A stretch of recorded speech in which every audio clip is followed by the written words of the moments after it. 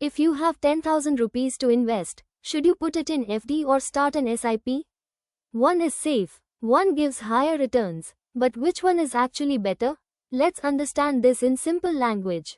FD means fixed deposit. You give money to the bank and they give you fixed interest. SIP means systematic investment plan. You invest regularly in mutual funds linked to the stock market. Both are popular, but they work very differently. In FD, you deposit money in a bank for a fixed time. Let's say you invest 1 lakh rupees at 7% interest. After 1 year, you earn 7,000 rupees. The return is fixed. No tension, no market ups and downs. That's why FD is considered safe. In SIP, you invest money regularly in mutual funds. These funds invest in the stock market. In the long term, equity mutual funds give around 10 to 12% average returns. That is higher than FD. But returns are not fixed. Some years you gain more. Some years market falls. Let's compare clearly.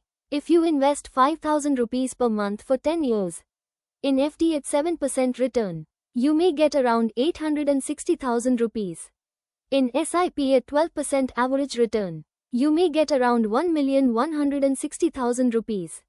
That's a difference of almost 3 lakh rupees. This is the power of compounding. In economics, there is a simple rule. Higher returns always come with higher risk. FD is low risk and gives low return. SIP has market risk but gives higher return in long term.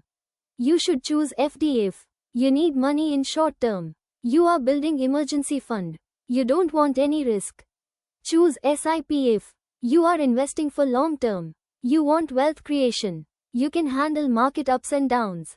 Economics tells us time reduces risk in equity. So which is better? There is no single answer.